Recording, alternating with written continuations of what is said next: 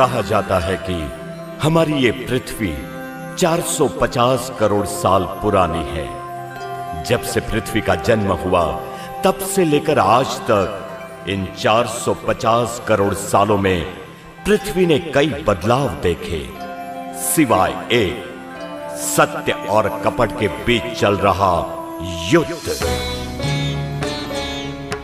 ये युद्ध तब भी था, आज भी है और हमेशा चलता रहेगा। और कपट के अंधेरे का नाश करने के लिए जिसने सदैव सत्य की मशाल की भूमिका निभाई है वो है हमारा जीन शासन। मगर जीन शासन की गौरव गाथा तब तक पूर्ण नहीं हो सकती जब तक हम उन विभूतियों का उल्लेख ना कर ले जिन्होंने न सिर्फ अपनी महानता और अपने विरल कार्यों के द्वारा इस मशाल की ज्योत को सदा प्रज्वलित रखा, बल्कि इसकी महिमा को भी बढ़ाया। और ऐसे ही एक विरल विभूति यानी हमारे 23वें तीर्थंकर श्री पार्श्वनाथ भगवान। मगर वो तीर्थंकर कैसे बने? तीर्थंकर बनने से पहले वे कौन थे? आखिर ऐसा क्या हुआ उनके जीवन में जिसने उनकी जीवन की दिशा ही बदल दी? ये जानने के लिए आइए देखते हैं उनकी ये अद्भुत कथा, जिसकी तुलना स्वर्ग से की जा सके। वैसा एक सुंदर और वैभवी नगर हुआ करता था पोतनपुर। उस नगर पर राज किया करते थे राजा अरविंद, जिनके पराक्रमों की गाथा दूर देशों तक गाई जाती। उनका एक पुरोहित हुआ करता था विश्वभूति, अत्यंत गुणी। महाराज अरविंद की जय हो, विजय हो। प्रणाम महाराज। विश्वभूति, हमने जो मुहूर्त देखने का कार्य आपको सौंपा था, क्या वो संपन्न हुआ? महाराज, पोतनपुर के कल्याण हेतु जो आप महायज्ञ करवाना चाहते हैं वो अगले सप्ताह के दूसरे दिन के पहले प्रहर में किया जाना चाहिए। तब का मुहूर्त बड़ा ही शुभ है। यदि उस शुभ मुहूर्त में महायज्ञ करवाया जाएगा तो देवता अति प्रसन्न होंगे। पोतनपुर की समृद्धि में वृद्धि होगी, शांति ज्यों की त्यों बनी रहेगी। और महाराज, हमारे नगर पर कभी भी किसी भी प्रकार का कोई भी संकट नहीं होगा। पोतनपुर भाग्यशाली है कि उसे आप जैसा विद्वान पुरोहित मिला है। हमारी तरफ से एक छोटी सी भेंट। धन्यवाद महाराज। आज तक आपका अभ्यास कभी गलत सिद्ध नहीं हुआ, इसलिए इस पर लेश मात्र भी शंका नहीं की जा सकती। महायज्ञ उसी मुहूर्त पर संपन्न किया जाएगा जो मुहूर्त आपने ढूंढ निकाला है विश्वभूति। जैसी आपकी आज्ञा हो महाराज।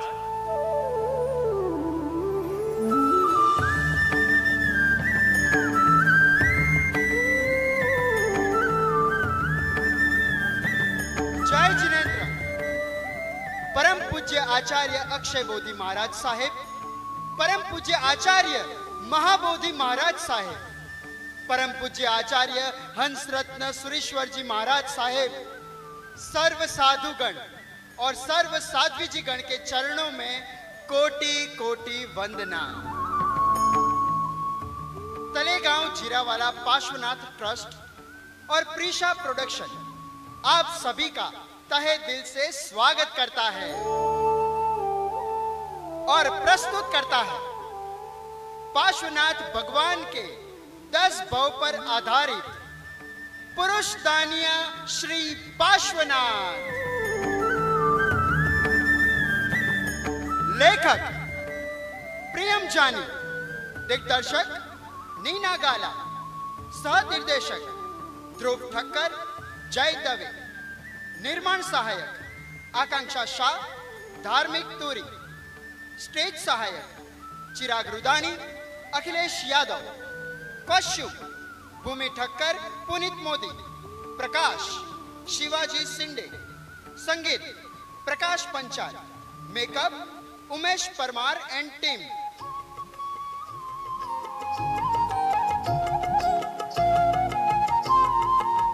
ग्राफिक्स हार्दिक कापड़िया, हार्दिक शाह।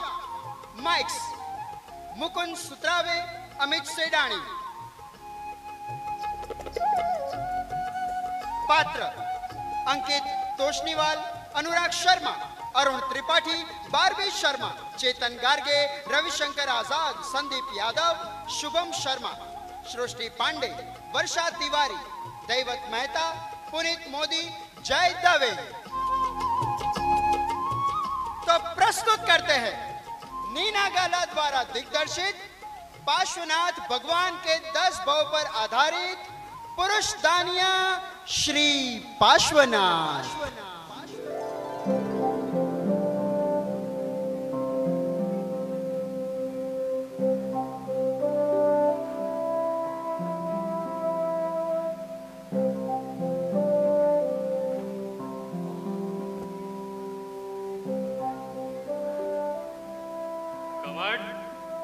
प्रणाम पिताश्री।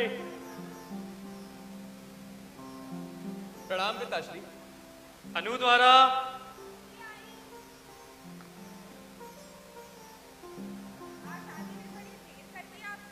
राज दरबार में बहुत कार्य था। क्या बात है पिताश्री, आज आप बहुत प्रसन्न लग रहे हैं। बात ही कुछ ऐसी है मरुभूति, पूरे राज दरबार में महाराज को सबसे अधिक विश्वास मुझ पर है। मेरी विद्या और मुझ पर उन्हें तनिक भी शंका नहीं। और आज तो सबके सामने उन्होंने जो कहा वो मैं कभी नहीं भूल सकता हूँ। अच्छा, ऐसा क्या कहा उन्होंने पिताश्री? उन्होंने कहा कि पोतनपुर बड़ा भाग्यशाली है जिसे मुझ जैसा राजपुरोहित मिला। ये सम्मान, ये विश्वास, ये प्रेम, इसके अतिरिक्त और क्या चाहिए मुझे? और बहुत कुछ चाहिए। धन, संपत्ति, अधिकार। क्या हमारे पास पर्याप्त धन नहीं है कमट? आप बाकी मंत्रियों से और राजकर्म की तुलना कीजिए पिताश्री, हम उन लोगों से बहुत पीछे हैं। भैया, आप कदाचित भूल रहे हैं गुरुदेव ने हमें क्या सिखाया था। गुरुदेव ने कहा था कि इस संसार में जितनी भी समस्याएं हैं उनमें से ज्यादातर समस्याओं के पीछे सिर्फ एक कारण है, तुलना। बिल्कुल। और फिर पिताश्री अपनी तुलना किसी और से क्यों करें? महाराज के हृदय में उनका एक अलग स्थान है। बिल्कुल है मरुभूति, किंतु ये मत भूलो कि वर्षों की तपस्या के बाद उन्हें यह स्थान मिला है। आपको इस स्थान का लाभ उठाना चाहिए। आप महाराजा से कहिए कि आपको रहने के लिए एक विराट भवन दिया जाए, आपके वेतन में बढ़ोतरी की जाए, आपके परिवार को विशेषाधिकार मिले जो सामान्य जनता को नहीं मिलते, वरना हम में और सामान्य जनता में क्या अंतर? परंतु भैया, पिताश्री तो एक राजपुरोहित है। पुरोहित यानी वो जिसने धर्म का विस्तार से अध्ययन किया हो। अब आप ही बताइए, जो व्यक्ति धर्म के इतना निकट है, क्या उसका लालच करना शोभा देता है? मरुभूति बिल्कुल ठीक कह रहा है कमट। ये लाभ उठाने या मेरे अधिकार मांगने का समय नहीं है, बल्कि महाराज जो मुझ पे तो विश्वास करते हैं, वाकई में मैं उस विश्वास के लायक हूं, मुझे साबित करना चाहिए। और ये साबित करने के लिए मुझे निष्ठा और विनम्रता से अपना कार्य करते रहना चाहिए। निष्ठा, विनम्रता।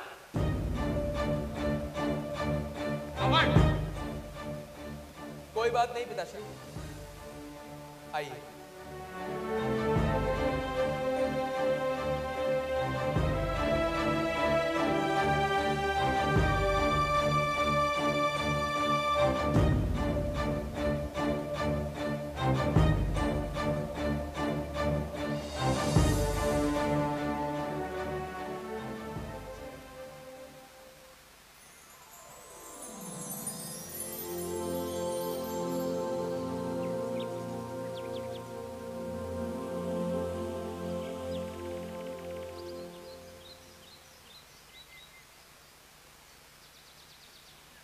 स्वामी, आइए ना, भोजन कर लीजिए। वसुंधरा, हम बाद में भोजन कर लेंगे, हमें अभी भूख नहीं है। स्वामी, आप सोफे से लगातार अभ्यास कर रहे हैं, चलिए। वसुंधरा, हमारी पुस्तक वापस लो।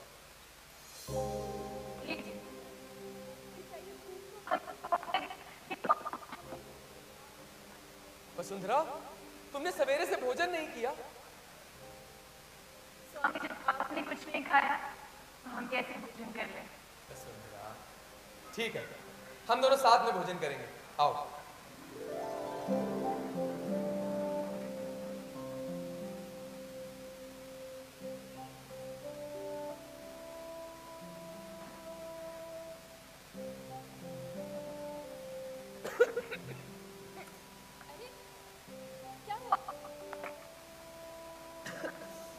तुम्हारा प्रेम कुछ ज्यादा ही तीखा है।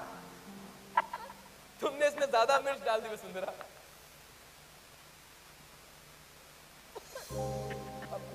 हमें माफ कर दीजिए। क्या हुआ? हमारी गलती के कारण ये तीखा भोजन खाना पड़ेगा। हम अभी दूसरा भोजन लेकर आए। रुको वसुंधरा, किसने कहा यह भोजन बुरा है? वसुंधरा, हर बार भोजन का स्वाद नहीं देखा जाता, कई बार भोजन बनाने वाले की भावना को भी देखना चाहिए। तुमने ये भोजन बहुत प्रेम से बनाया है और हम खाएंगे भी उसी प्रेम से।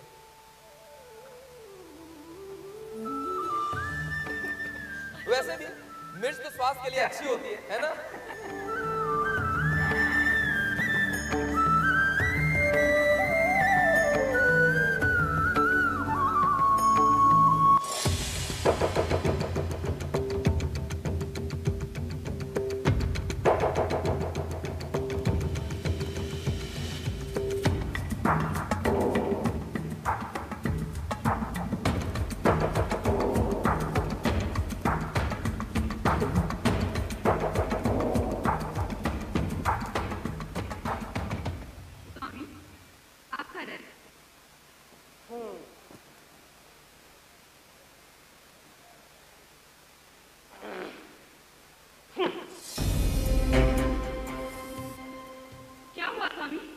मैंने तुम्हें क्या कूट कर रस बनाने को कहा था?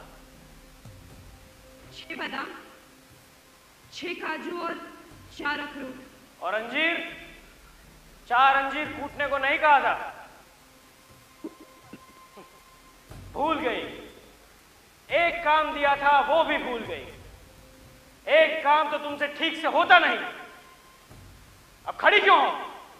जाओ दूसरा रस बना कर लेके आओ।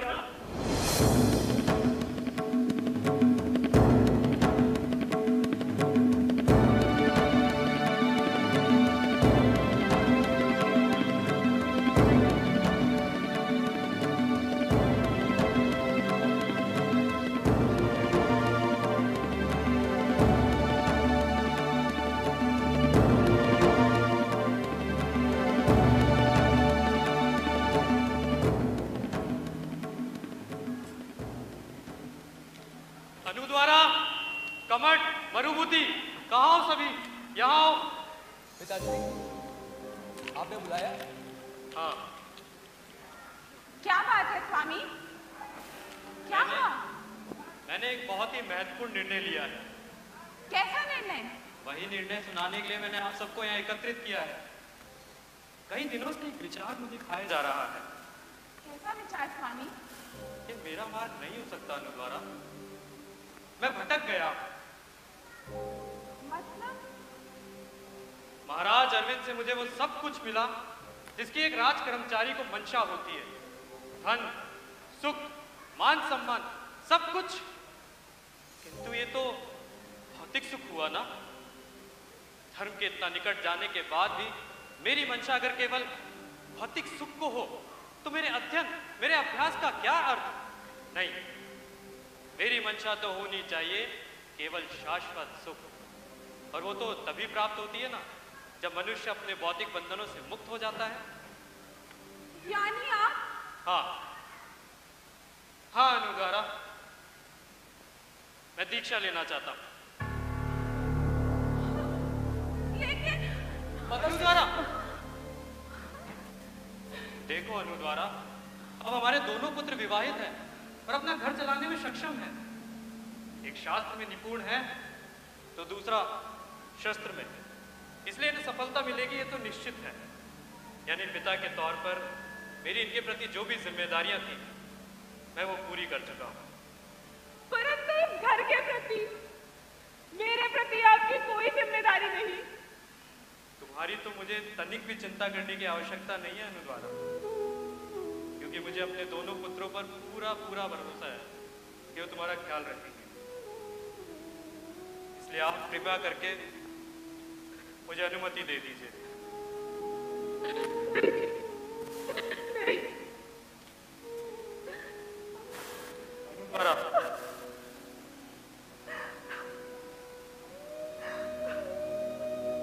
रुकिए पिताश्री। माता, ये आप क्या कर रही हैं माता? पिताजी को आज्ञा दे दीजिए। माता, आप भी जानती हैं मोक्ष का केवल यही मार्ग है। आज्ञा दे दीजिए माता।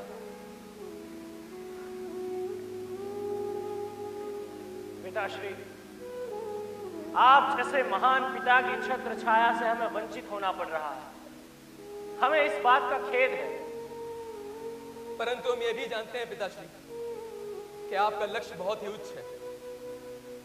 इसलिए हम में से कोई भी उस लक्ष्य में बाधा नहीं बनेगा पिताश्री।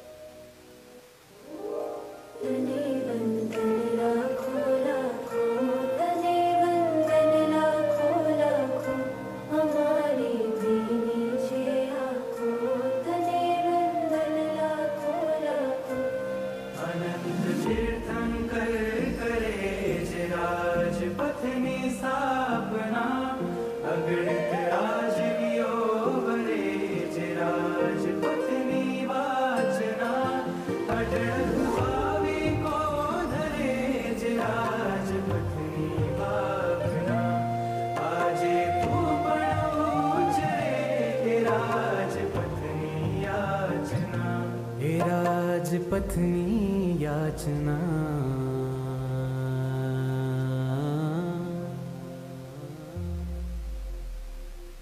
राजपथ पर जनारा तने बंधन हमारा। राजपथ पर जनारा तने बंधन हमारा। तने बंधन हमारा, तने बंधन हमारा। त्यागे तू पाप अठारा, तने बंधन हमारा।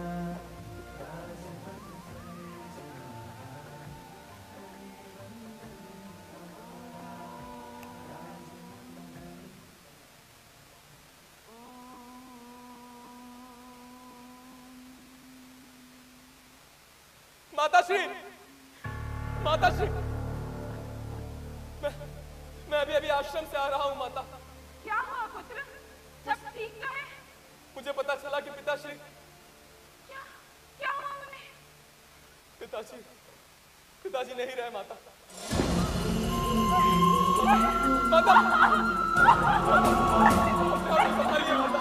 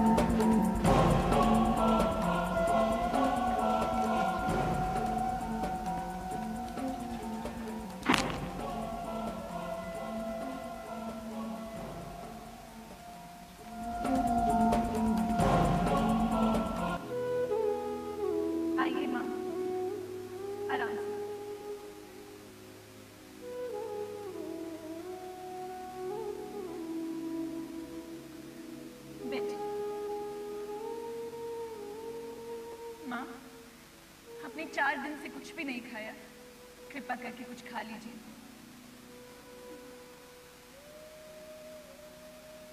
इस तरह तो आपका स्वास्थ्य और बिगड़ता ही जाएगा। पिताजी की मृत्यु के कारण हम सबको भी बहुत पीड़ा हो रही है, परंतु अपने आप को इस तरह कष्ट देने से मुझे अकेला छोड़ दो, चली जाओ यहाँ से। नहीं माताजी, जब तक आप ये भोजन ग्रहण नहीं करती और इस औषधि का सेवन नहीं करती, तब तक हम दोनों यहाँ से कहीं नहीं जाने वाले। वसुंधरा जी, इनकी बाह पकड़ो। आइए। नहीं, आइए माँ। छोड़ दो मुझे। थोड़ा सा खा लीजिए। आज आपको ये भोजन ग्रहण करना ही होगा। नहीं, थोड़ा सा खा लीजिए। मुझे नहीं खाना। माता जी, माता जी,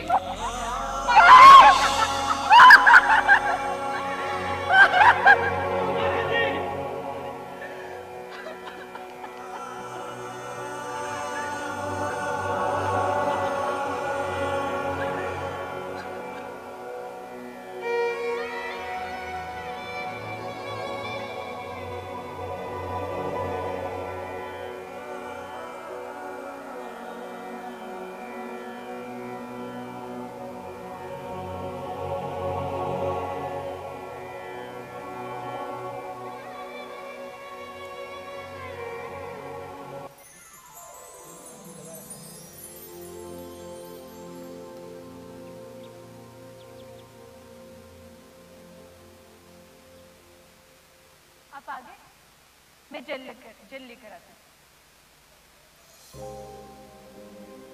क्या हुआ स्वामी? आप कुछ व्याकुल नजर आ रहे हैं। हाँ वसुंधरा, वसुंधरा, मैं भी पिताश्री की तरह संयम मार्ग पर प्रयाण करना चाहता हूँ। क्या? ये आप कैसी बात कर रहे हैं? हाँ वसुंधरा, पहले पिताश्री और फिर माता, एक के बाद एक उन दोनों की मृत्यु हो चुकी और अब मुझे इस संसार की अस्थिरता का एहसास हो रहा है। एक क्षण को तपती धूप तो दूसरे ही क्षण घनघोर वर्षा, एक क्षण को आकाश में मनोहर लालिमा छाती है और दूसरे ही क्षण वो अंधकार में विलीन हो जाती है। इस संसार में कुछ भी स्थायी नहीं है और जहां कुछ भी स्थायी ना हो वसुंधरा, वहां ये सुख कैसे स्थायी हो सकता है? इसलिए सुख, दुख, जन्म, मृत्यु, मैं इस सबसे परे जाना चाहता हूं वसुंधरा, इस सबसे परे जाना चाहता हूं। किंतु स्वामी, मेरा विचार तो कीजिए। मुझे क्षमा कर दो। आपके बिना मेरा क्या मुझे कैसा? क्या करें?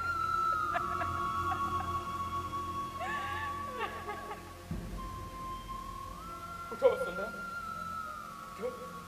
देखो, भैया और भाभी है ना तुम्हारा ख्याल रखने के लिए, वो तुम्हारा ख्याल अपनी पुत्री की तरह रखेंगे। मरुभूति, मेरे भाई, तुम सचमुच में बहुत महान इंसान हो। इस मार्ग को तुम अपनाना चाहते हो, उस मार्ग को अपनाने के लिए साहस की जरूरत होती है। वसुंधरा की तनिक भी चिंता मत करो, मैं पिता की तरह उसका संरक्षण करूंगा और उसे किसी भी चीज की कमी कभी महसूस नहीं होने दूंगा। धन्यवाद भैया, बहुत बहुत धन्यवाद। अब मैं बिना किसी संकोच के अपनी तपश्चर्या आरंभ कर सकता हूं। वसुंधरा, जय हो आज तमारा मनोरथ फळ्या गोयम समा आजे तमोने। हो सके तो मुझे क्षमा कर देना वसुंधरा।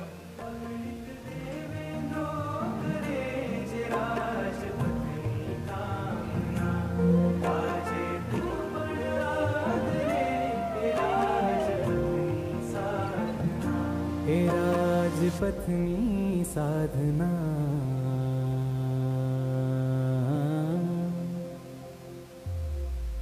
उजिन शासन शृंगारा धन्य धन्ना नगारा वीर नासे तने बंधन हमारा। अरे ला, जोरों की भूख लगी है, जल्दी लाओ। अभी आई।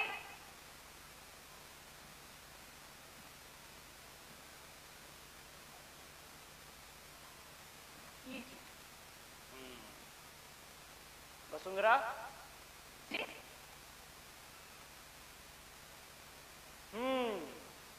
बहुत स्वादिष्ट। क्या बात है। जी धन्यवाद। आओ बैठो। जी।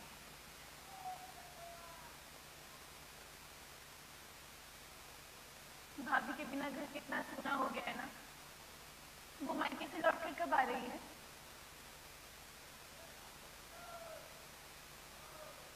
वसुंधरा, आज मैं जंगल के रास्ते से घर आया।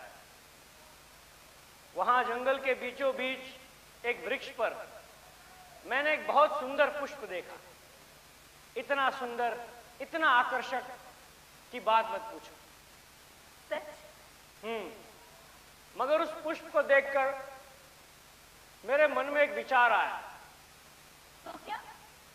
सो ये कि पुष्प भले ही इतना सुंदर है, मगर है तो जंगल के बीचों बीच। भला वहां किसकी नजर पड़ने वाली है? क्या फायदा ऐसे रूप का जिसकी कदर करने वाला कोई ना हो? उसका रूप तो व्यर्थ सिद्ध हुआ ना। बात तो सही। तुम्हारी हालत भी उसी पुष्प की तरह है वसुंधरा।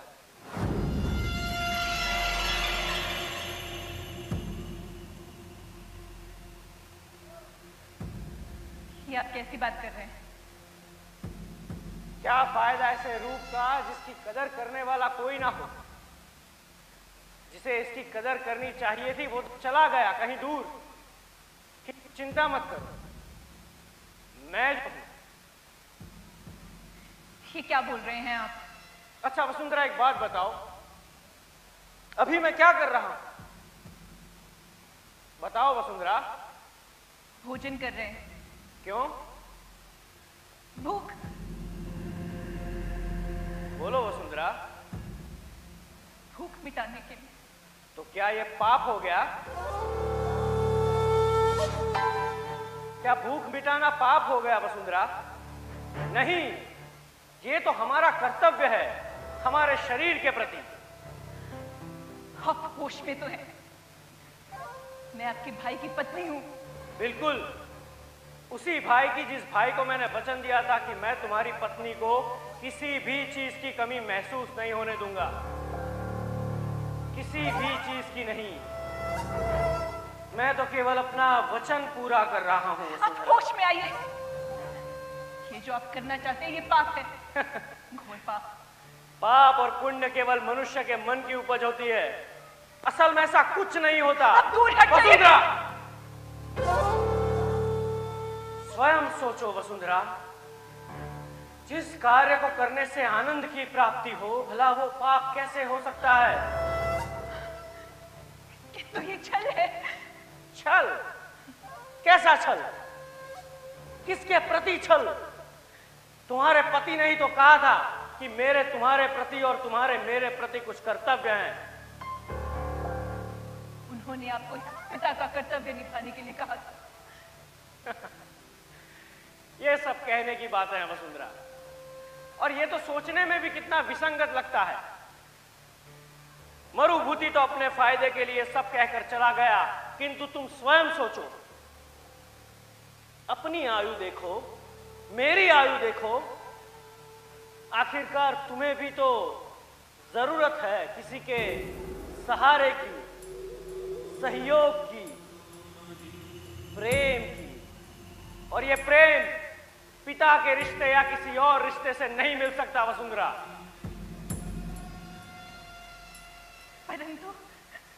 परंतु आप अपने शरीर की सुनो वसुंधरा। एक नदी की तरह बनो।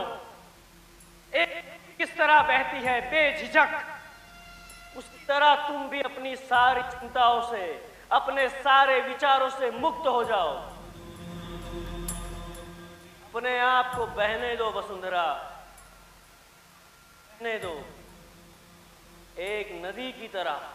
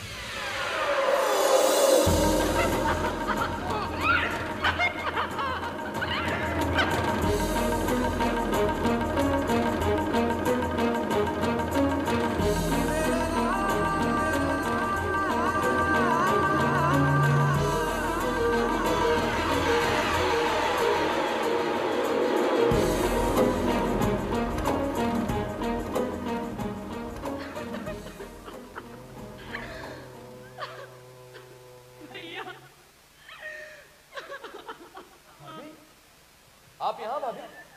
क्या क्या बात हुई? आप रो क्यों रही हैं? क्या हुआ भाभी? आपकी भाई और वसुंधरा।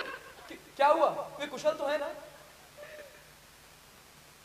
मैं आज ही मायके से लौटी, बाहर वाले कमरे में कोई नहीं दिखा तो अंदर की ओर बढ़ी और वो दोनों एक ही कमरे में थे। क्या? असंभव, ऐसा नहीं हो सकता। मेरा विश्वास कीजिए, मैंने अपनी आंखों आंखों देखा सदैव सत्य हो, ऐसा आवश्यक तो नहीं ना भाभी? निश्चित ही आपको कोई भूल हो रही है, या फिर ऐसा भी तो हो सकता है कि वे दोनों उस कमरे में किसी और हेतु से गए हो, किसी वस्तु को ढूंढने या फिर कुछ और। तो मैं रोते रोते आपके पास नहीं आती। मेरा विश्वास कीजिए, वो दोनों एक ही कमरे में। आपकी आंखों के ये आंसू झूठे नहीं हो सकते भाभी, परंतु फिर चाहे वो वसुंधरा हो या भैया, दोनों का ही चरित्र सदैव निष्कलंक रहा है। फिर आप ही बताइए कि मैं आपकी इस बात पर कैसे विश्वास कर लूं? मुझे क्षमा कीजिए भाभी, मैं आपकी इस बात पर विश्वास नहीं कर सकता। मत कीजिए, मैं ही झूठ बोल रही हूँ। मुझे आपसे झूठ बोल करके कुछ मिलने वाला नहीं है, लेकिन ठीक है, मैं ही झूठ बोल रही हूँ। मुझे क्षमा कीजिए जो मैंने आपके ध्यान में भंग डाला। आप ध्यान कीजिए। भाभी, भाभी सुनिए तो।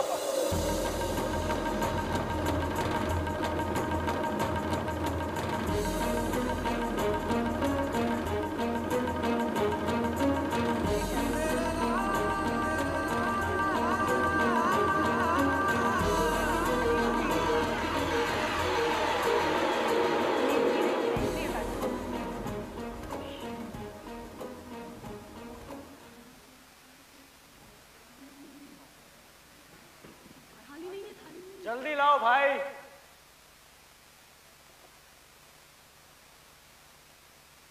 वरुणी,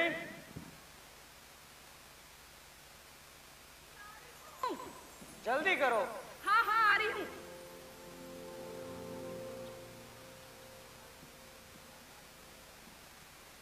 भाई वाह, आज तो कितने दिनों बाद तुम्हारे हाथ से बना भोजन खाने को मिलेगा। किंतु गले तो उतरेगा ना? क्या मतलब? नहीं हो सकता है अब आपको देवरानी के हाथों से बने भोजन खाने की आदत पड़ गई हो, तो पत्नी का भोजन गले ही ना उतरे, है ना वसुंधरा? भाभी अभी ना, वैसे आपको मायके से आने में इतने दिन कैसे लगे? आपको पता है आपके बिना ये घर कितना सूना हो गया था? ठीक ही कहती हो, मुझे भी लगता है मुझे जल्दी लौट आना चाहिए था। क्या हुआ? कुछ नहीं, भोजन बहुत अच्छा बना है।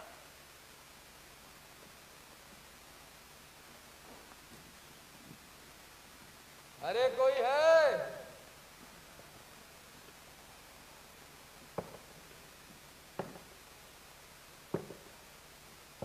कौन है? नमस्कार मालिक, मैं एक बूढ़ा यात्री हूँ और बहुत दूर से आया हूँ। क्या एक रात्रि में आपके इस बरामदे में सो सकता हूँ? देखिए महाशय, इस नगर में और भी कई आवास है, कहीं और जाइए।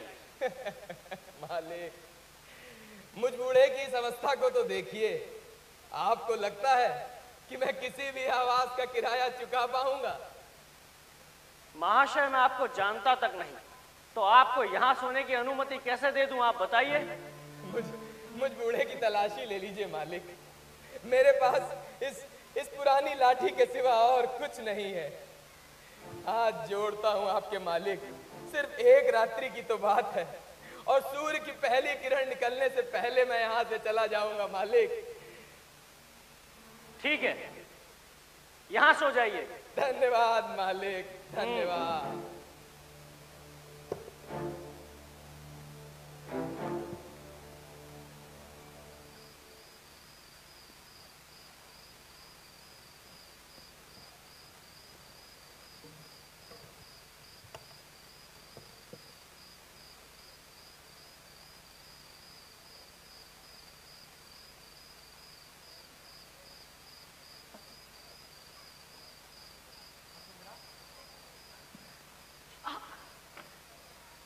क्या कर रहे हैं?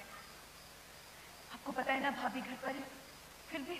उसकी चिंता मत करो वसुंधरा, मैंने उसके दूध में नींद की औषधि मिला दी है, वो अब सवेरे उठेगी। आओ वसुंधरा।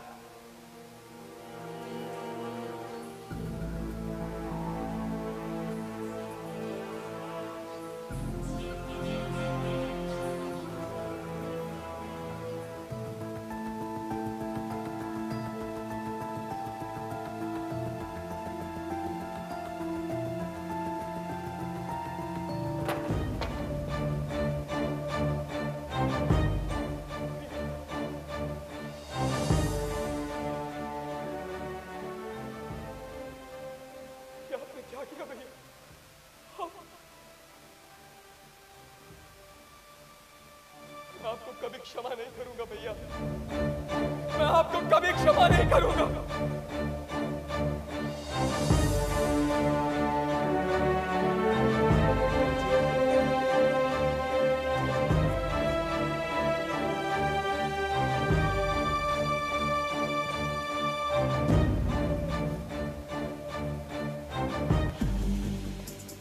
आप ही बताइए महाराज, मैं क्या करूं? विश्वास नहीं होता, कोई इतना नीचे कैसे गिर सकता है? अपने भाई की पत्नी के साथ बेशर्मी की भी हद होती है। आपको सिर्फ सुनने भर से इतनी पीड़ा हो रही है महाराज, तो जरा मेरे बारे में भी सोचिए। जिसने वो एक दृश्य अपनी इन आंखों से देखा, जो भाई मेरे लिए पिता तुल्य था, जिसने मुझे ये वचन दिया था कि वो वसुंधरा का ख्याल अपनी पुत्री की तरह रखेगा, उसने ही उसके मुझे न्याय चाहिए महाराज, मुझे न्याय चाहिए। मरुभूति, अपने आप को संभालो मरुभूति। महाराज अरविंद ने आज तक किसी के भी साथ अन्याय नहीं होने दिया, तुम्हें अवश्य न्याय मिलेगा।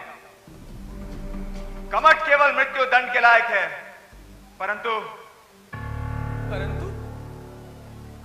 वो भी तुम्हारी तरह विश्वभूति का पुत्र है। वो विश्वभूति जिसने हमारी बहुत ही सेवा की है, इसलिए हम उसे मृत्यु दंड नहीं दे सकते। तो क्या आप उन्हें ऐसे ही क्षमा कर देंगे? कतई नहीं। कमट ने जो किया है वो केवल अपराध नहीं बल्कि घोर पाप है। अगर हमने उसे क्षमा कर दिया तो बाकी पापियों को भी प्रोत्साहन मिलेगी, दंड तो उसे अवश्य मिलेगा।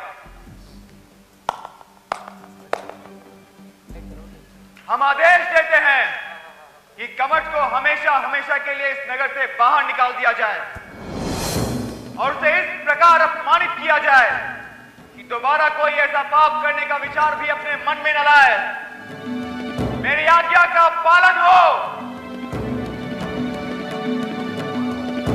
मारो मारो मारो मारो मारो मारो मारो। हमारे राज्य से।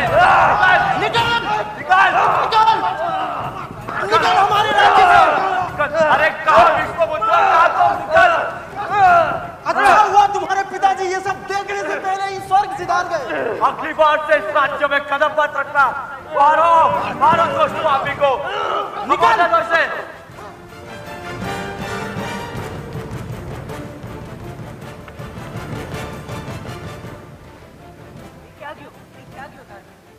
मारो बूढ़ा।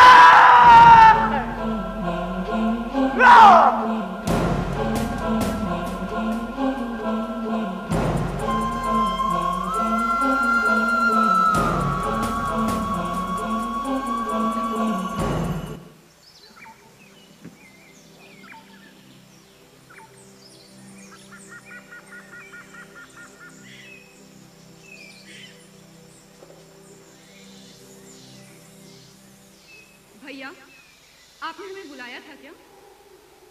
ये मैंने ठीक नहीं किया भाभी। मतलब? मुझे भैया की फरियाद महाराज से नहीं करनी चाहिए थी। ये आप क्या कह रहे हैं? ये हमारे परिवार का मसला था भाभी, मुझे और भैया को इसे आपस में ही सुलझा लेना चाहिए था। परंतु मेरे कारण तो भैया सारी नगरी में बदनाम हो गए। कितना अपमानित करके उन्हें राज्य से बाहर निकाल दिया गया। वे उसी अपमान के लायक थे। नहीं भाभी,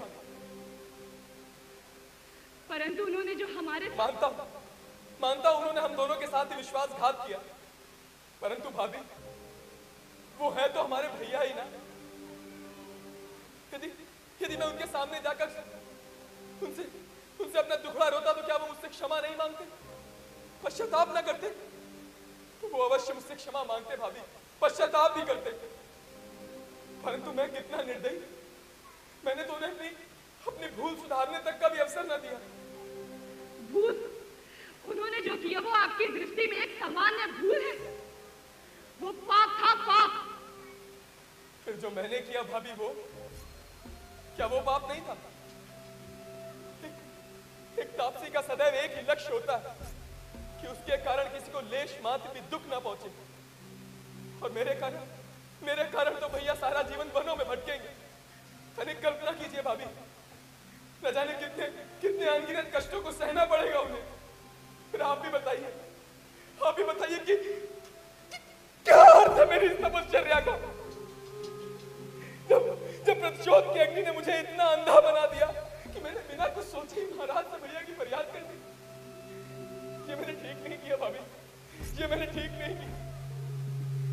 आप शांत हो जाइए देवर जी, आपने वही किया जो बाकी लोग भी। मुझे भैया के चरणों में गिरकर उनसे क्षमा मांगनी होगी। क्या? हाँ। आप एक पापी से क्षमा मांगेंगे? हाँ। भैया! मेरी आपने कुछ भी अनुचित नहीं किया है। रुक जाइए देवर जी।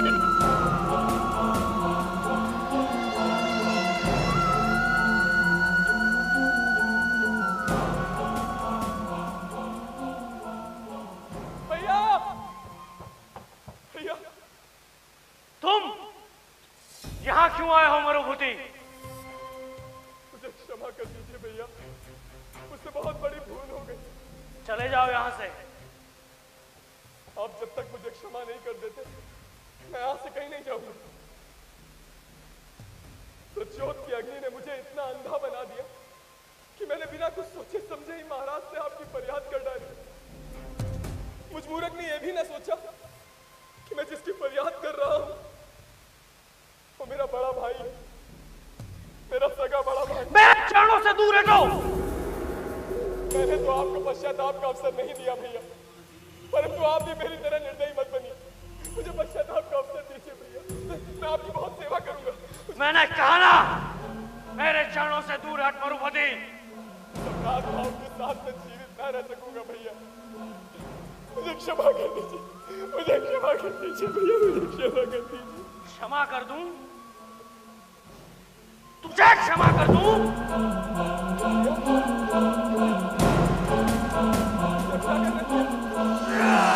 भैया, भैया आप क्या कर रहे हैं? क्षमा कर दूं मरुभूति?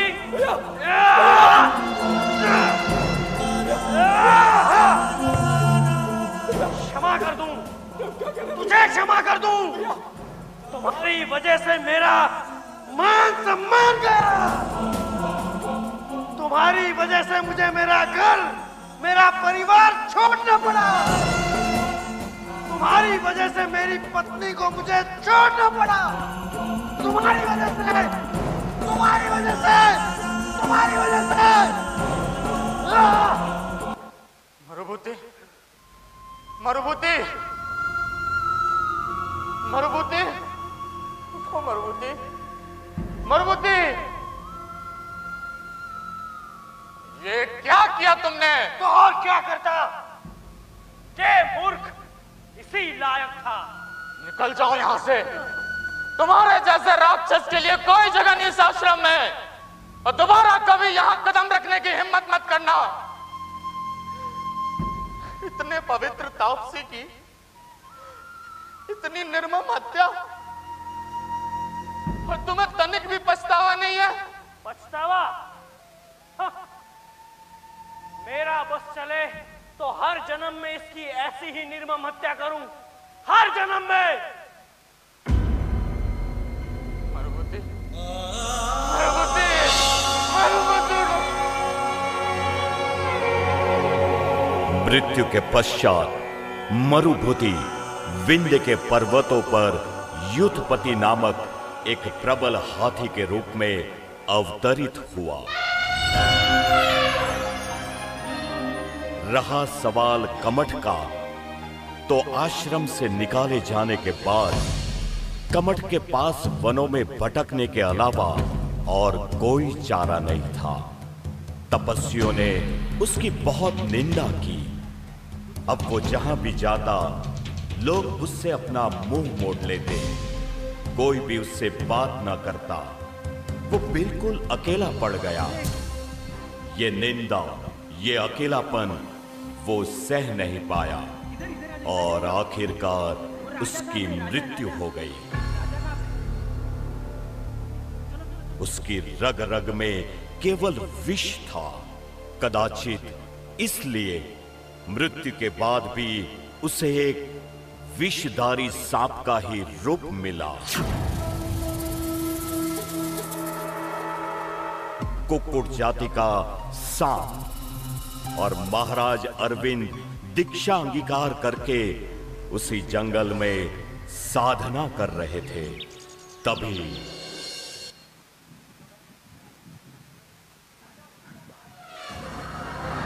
भागो भागो भागो भागो भागो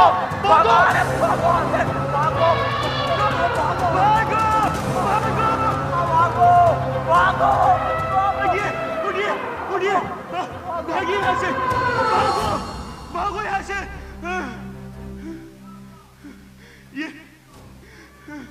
ये हाथी हम सबको कुचल देगा महामुनि। मैं तो केवल उस नदी में जल भरने गया था। कदाचित उस हाथी को ऐसा लगा कि मैं उसका शिकार करने आया हूं और वो मेरे पीछे पड़ गया। अब हम यहाँ पे नहीं रुक सकते। भागो भागो यहाँ से। घबराओ मत। किंतु देखिए तो सही मामूली, वो हाथी कितना क्रोधित है और किस प्रकार गर्जना कर रहा है। अब हम यहाँ पर एक क्षण भी नहीं रुक सकते। भागो मामूली, आप क्या कर रहे हैं मामूली? वो हाथी आपको कुचल देगा मामूली। वो हाथी आपकी ओर ही बढ़ रहा है मामूली। भागिए मामूली।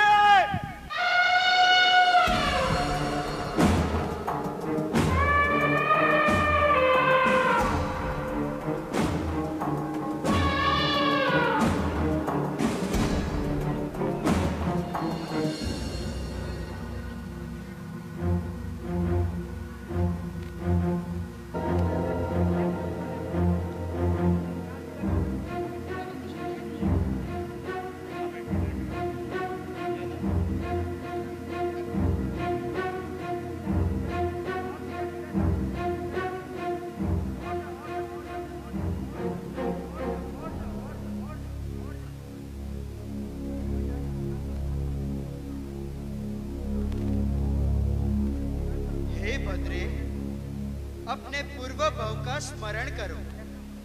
तुम मरुभूति नामक तेजस्वी थे।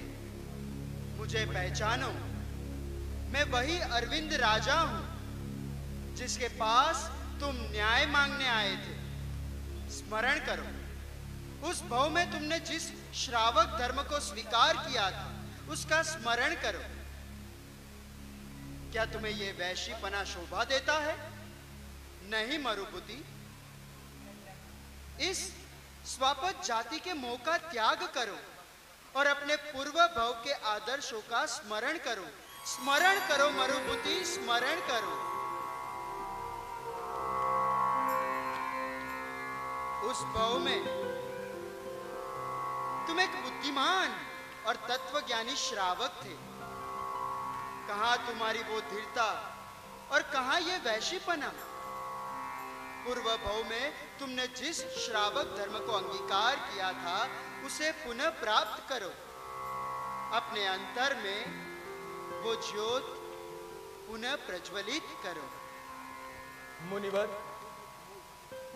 मुझे अब अपने पूर्व भव का स्मरण हो रहा है।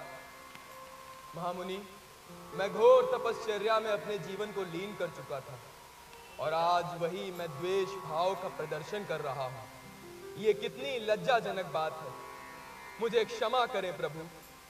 मेरी हत्या के कारण मेरा जो संघर्ष अधूरा रह गया था उसे मैं अब पूर्ण करूंगा। मैं आज से श्रावक व्रत स्वीकार करता हूं प्रभु, और जिन प्रभु के चरणों में अपना जीवन समर्पित करता हूं।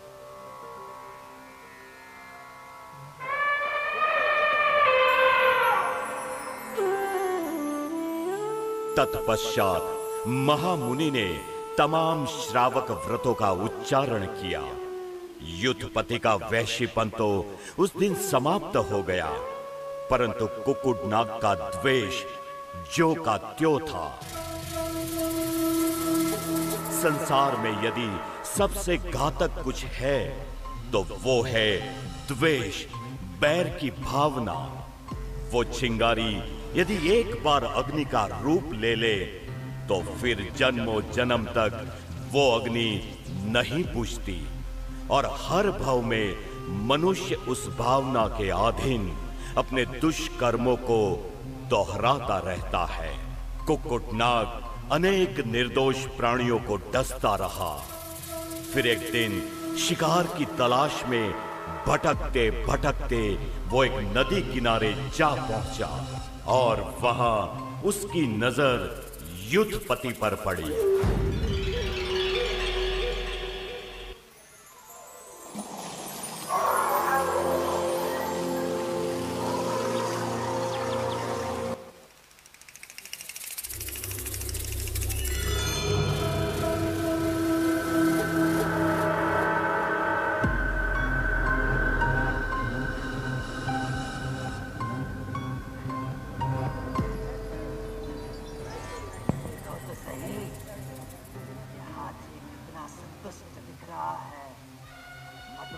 होके स्नान कर रहा है। अभी से मजा चखाता हूँ। ऐसा डसूंगा यही ढेर हो जाएगा। ये क्या? ये नाग तो मेरी ही तरफ आ रहा है। ये क्या? मेरे पैर कीचड़ में धंसते चले जा रहे हैं। मैं हिल नहीं पा रहा। नदी के जल का आनंद तो बहुत ले लिया, अब इस कुक्कुटनाग के विष का आनंद ले।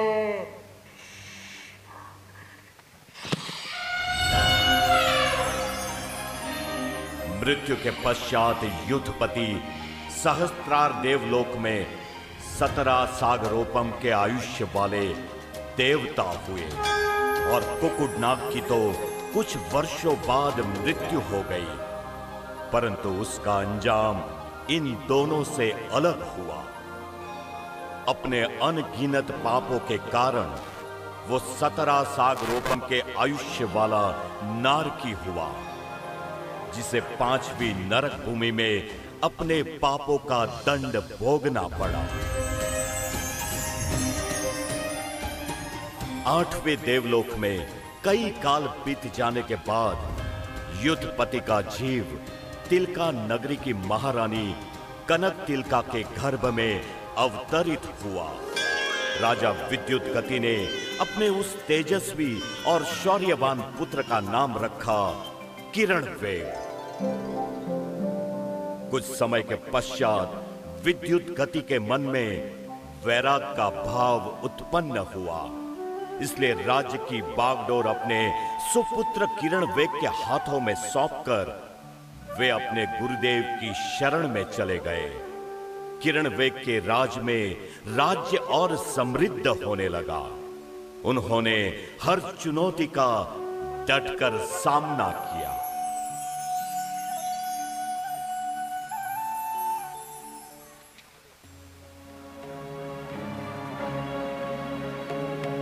जयरथ महाराज, किरणवेग महाराज अभी आते ही होंगे, तब तक आप स्थान ग्रहण कीजिए।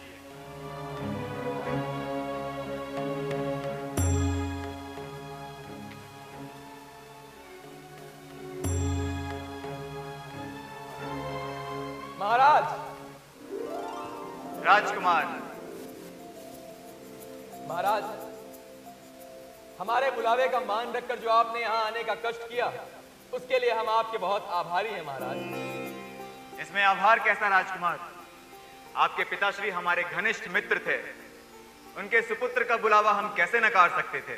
धन्यवाद महाराज, बैठिए। हमें यहाँ बुलाने के पीछे का प्रयोजन हम जान सकते हैं? अवश्य महाराज।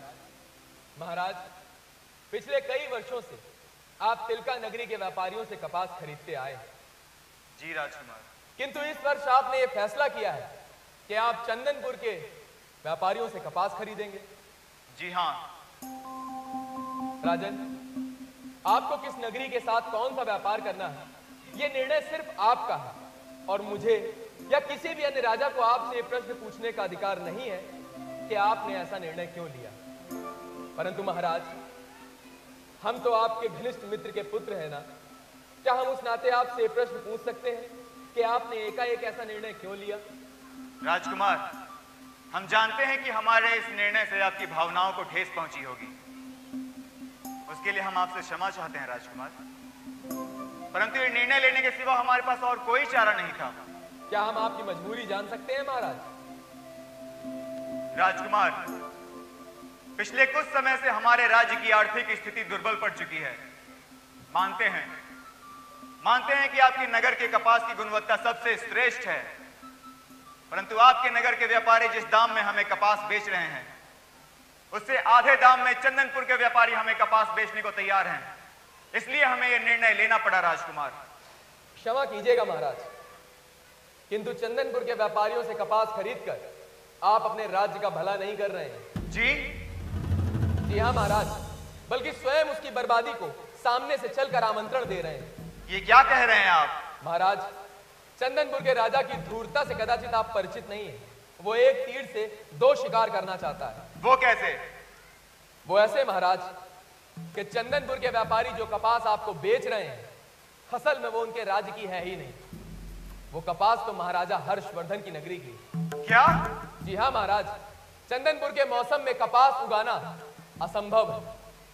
इसलिए हमने अपने दो श्रेष्ठ गुप्तचरों को यह पता लगाने के लिए भेजा कि चंदनपुर के व्यापारी कपास का प्रबंध कर कहां से रहे हैं। और हमें यह पता चला महाराज कि चंदनपुर के व्यापारी महाराजा हर्षवर्धन की नगरी से उपज चुरा रहे हैं। परंतु क्यों? क्योंकि महाराज, चंदनपुर का वो दुष्ट राजा ये बात अच्छी तरह से जानता है कि महाराजा हर्षवर्धन अगले माह आपकी नगरी में आने वाले हैं और कपास की चोरी से वो त्रस्त हो चुके हैं। अब आप सोचिए, जब वो अपने नगर की कपास आपके नगर में दिखते हुए देखेंगे, तब वे क्या सोचेंगे? यही कि उनके राज्य में जो कपास की चोरी हो रही है, वो हम करवा रहे हैं। जी हाँ महाराज, इस प्रकार आप में और राजा हर्षवर्धन में शत्रुता हो जाएगी। और दूसरी तरफ, क्योंकि आप हमारे व्यापारियों से कपास खरीदना बंद कर देंगे, आपके और हमारे संबंधों में भी खटास आ जाएगी महाराज।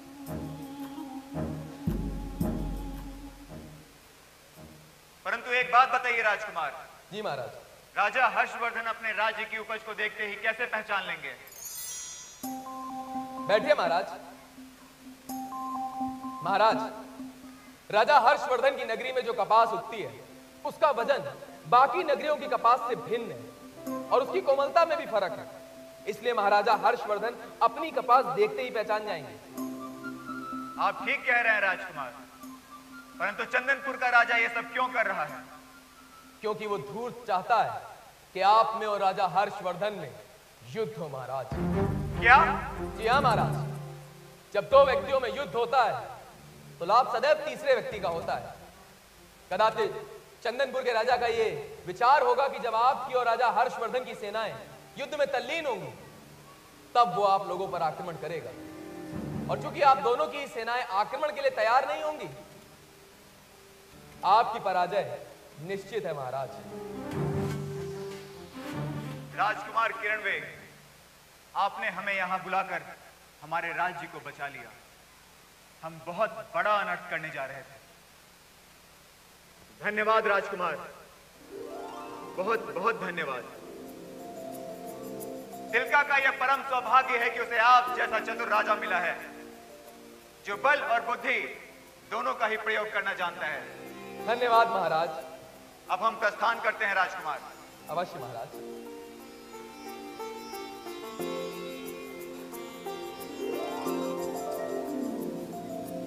किरणवेग महाराज की जय हो, विजय हो। प्रणाम महाराज। कहो सेवक। हमारी तिलका नगरी में एक दिव्य महात्मा पधारे हैं। उनका नाम है सुरगुरु मुनि महाराज। लोगों का कहना है कि जिस किसी ने भी उनका दर्शन किया है, उसका कल्याण अवश्य हुआ है।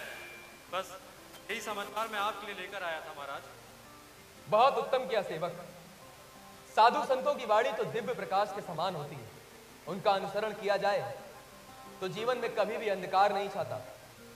हम अवश्य सुरगुरु मुनि महाराज के दर्शन करेंगे। चलिए। जी महाराज।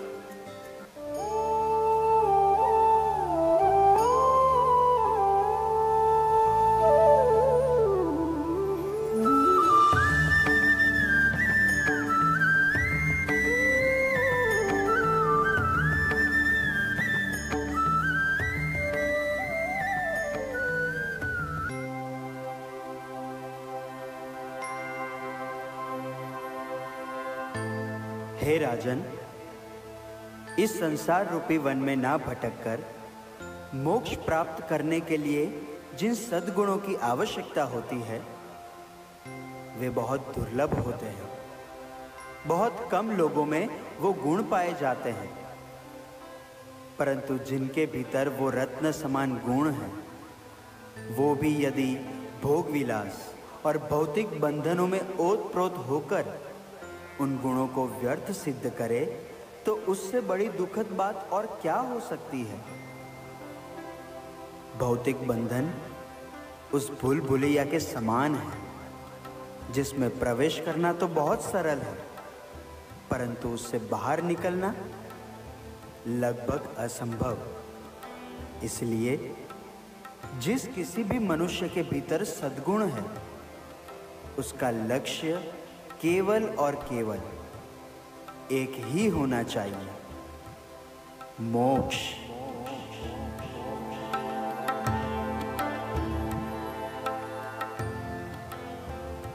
मोक्ष।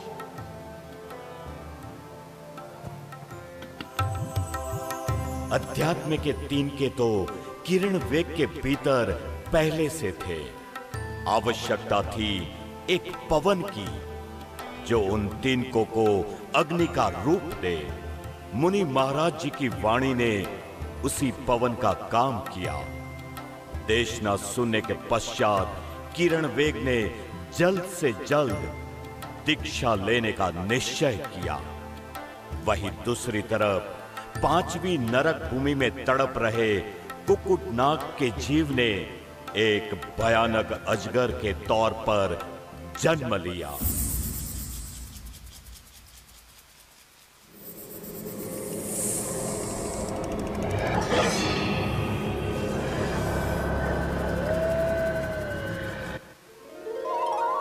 एक बार की बात है जब किरण वेग हिमगिरी के पर्वत पर तपश्चर्या कर रहे थे।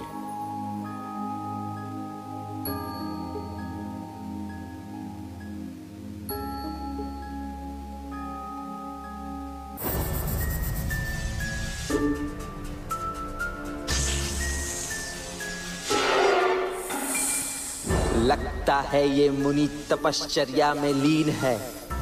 पता नहीं क्यों, परंतु इस मुनि को देखते ही मेरी आंखें क्रोध से लाल हो रही है। मेरा रोम रोम आग बबूला हो रहा है। जब तक उससे लिपट कर मैं उसकी हड्डियों का चूरमा नहीं बना देता, तब तक मेरा क्रोध शांत नहीं होगा।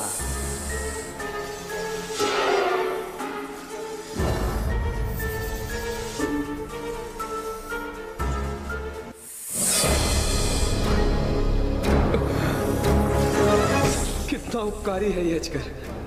मेरे कर्मों का नाश करने ये यहाँ चला आया है। लंबा आयुष्य बिताकर मैं जो करने वाला था वो इस अजगर के कारण कुछ ही क्षणों में हो जाएगा। इसके हर दंश के साथ मुझे ऐसा प्रतीत हो रहा है कि मेरे एक एक कर्म का नाश हो गया। मेरे एक एक कर्म का नाश हो गया। ओम नमो अरिहंताणम, ओम नमो सिद्धाणम, ओम नमो आयर्याणम, ओम नमो वज्रायणम, ओम नमो वज्रायणम।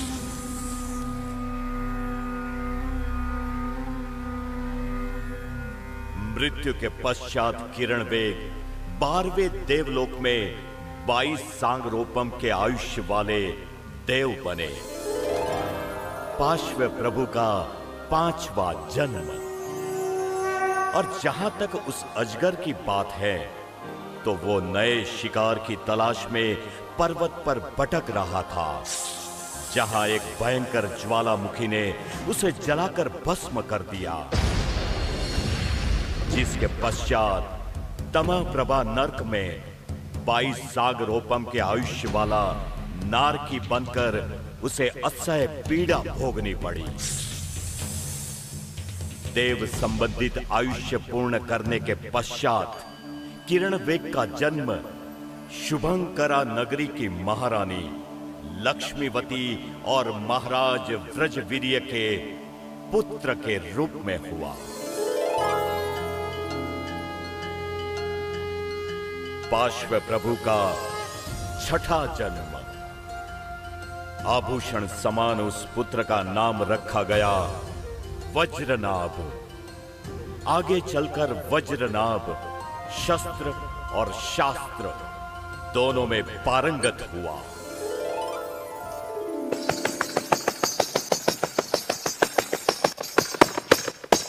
मेहरबान साहिबान कदरदान, तो आप ठीक तो हो? अरे भाई ठीक होगी नहीं? मेहरबान, आपके सामने मैं आज आया हूं आप सबका मनोरंजन करवाने के लिए। तो आप सब तैयार हैं मनोरंजन के लिए? अरे भाई बोलो तो सही। हाँ, तो अब आपके सामने मैं एक ऐसा मनोरंजन पेश करूंगा जो आप सभी ने ना कभी देखा होगा ना कभी सुना होगा। वैसा मनोरंजन आपके सामने पेश होने वाला है। मेहरबान, अब आपके सामने एक से बढ़कर एक खेल होंगे, एक से बढ़कर एक चुनौती होगी। तो क्या आप सब तैयार हैं? अरे भाई बोलिए। मेहरबान साहिबान कदरदान, नौजवान बूढ़े बच्चे, तनिक लाइए अपने कान। तो मेहरबान, जिस तरह त्रुप का बत्ता हमेशा आखिर में खोला जाता है, उसी तरह मैं आपके सामने पेश करता हूं अपने सबसे काबिल खिलाड़ी को।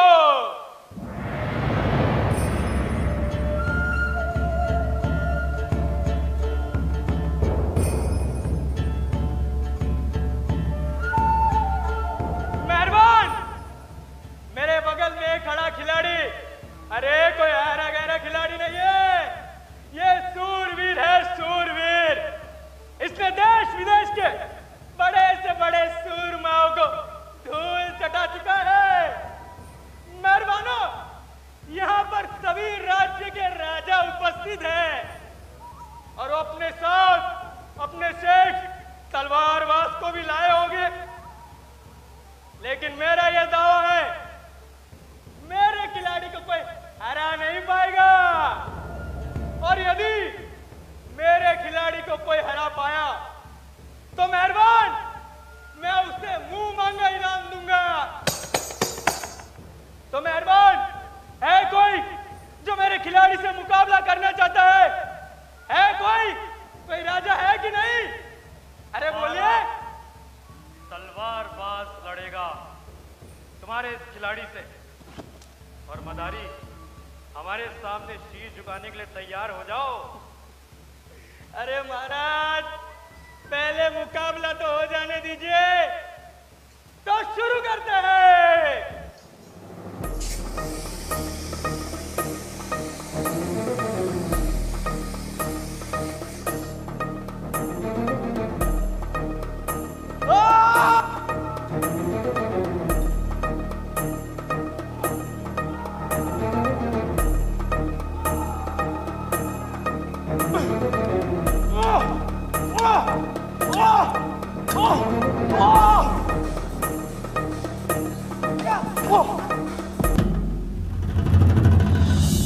क्या बात देखी?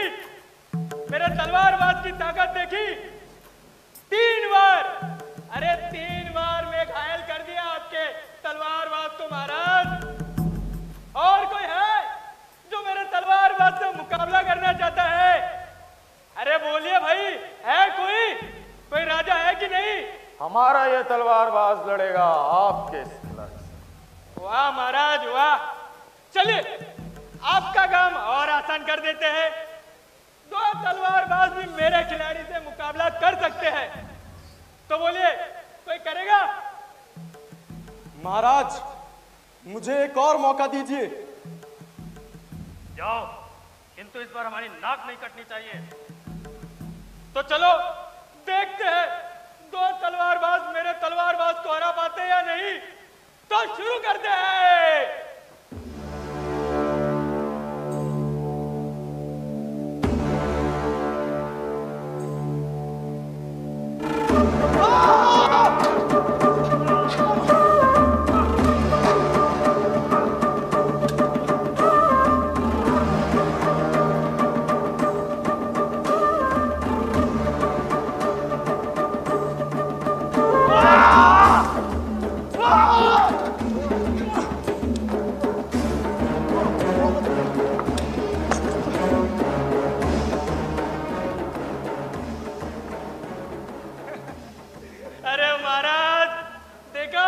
आपके दोनों तलवारबाज ढेर हो गए, मेरे खिलाड़ी का बाल भी वाका नहीं कर पाए।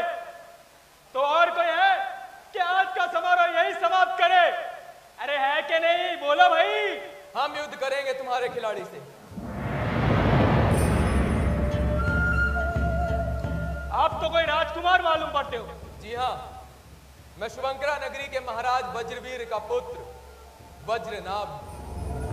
राजकुमार, क्यों सरेआम अपनी इज्जत निकालना चाहते हो? अरे जाइए, अपने राज्य के किसी तलवारबाज को भेजिए।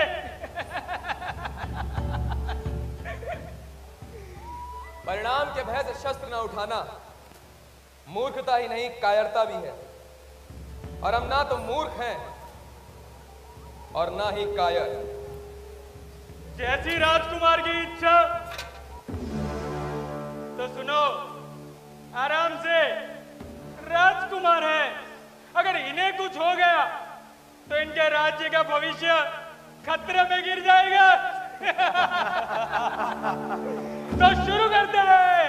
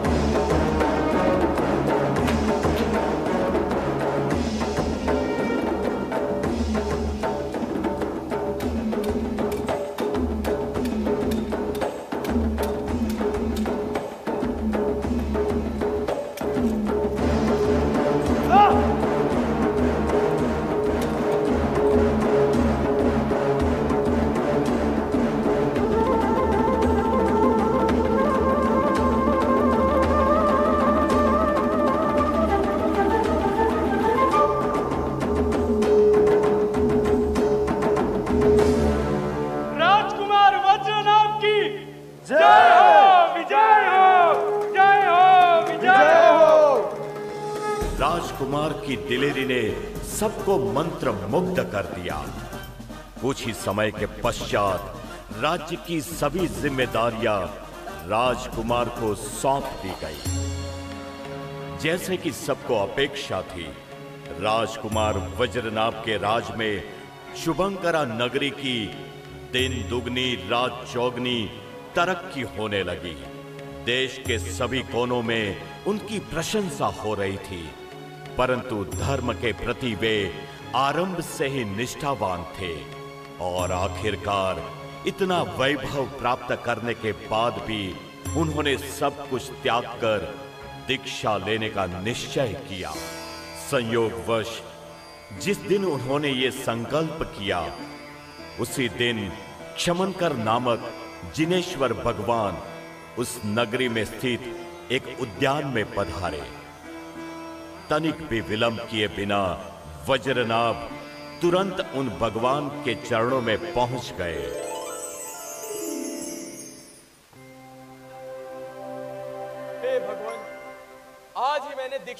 का निर्णय लिया और आज ही मुझे आपका समागम प्राप्त हुआ। यह परम सौभाग्य नहीं तो और क्या है। भगवान, जिस व्रत को ग्रहण करने की इच्छा मुझ में न जाने कितने वर्षों से थी, उस व्रत का दान करके मुझ पर अनुग्रह कीजिए महाराज। महाराज, दूसरों को तो उत्तम साधु गुरु के रूप में मिलते हैं, परंतु मुझे तो स्वयं आप जैसे तीर्थंकर भगवान गुरु के रूप में मिले हैं। मैं कितना पुण्यवान हूं। आज ही मैंने अपने पुत्र का राज्याभिषेक कराया दीक्षा लेने के लिए। भगवान, मुझे पर दीक्षा का दान देकर मुझ पर अनुग्रह कीजिए।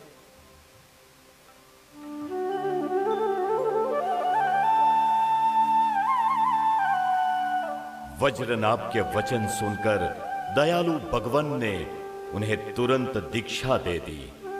वहीं दूसरी तरफ वो अजगर जो नरक में यातना भोग रहा था, उसका जन्म कुरंगक नामक एक बिल के रूप में हुआ।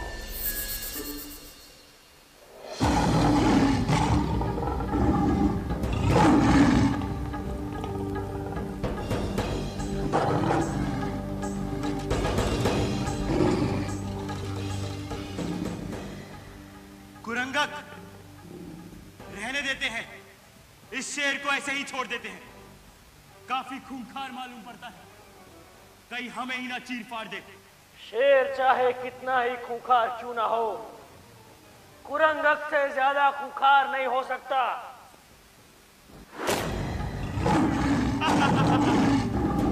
वाह कुरंगक वाह, तूने साबित कर दिया कि कुरंगक से ज्यादा खूंखार शिकारी और कोई नहीं। चलो। देखते ही देखते कुरंगक अपने समय के सबसे खूंखार और सबसे निर्दय शिकारी के रूप में जाना जाने लगा। उसका निशाना कभी ना चूकता। वज्रनाभ और कुरंगक दोनों एक दूसरे से बहुत दूर थे, परंतु कुरंगक के भीतर जन्मों जन्म से जो द्वेष की भावना ज्वलित थी, वो उन दोनों को फिर एक बार साथ ले आई। विहार करते करते वज्रनाभ ज्वलनगिरी पहुंचे और तब कुरंगक की दूर से उन पर नजर पड़ी। ये कौन है? ये तो कोई मुनि मालूम पड़ता है। आज शिकार से पहले एक मुनि के दर्शन हुए। ये तो अपशकुन है। आज कोई शिकार हासिल नहीं होगा। इस मुनि को तो अवश्य दंड देना ही पड़ेगा।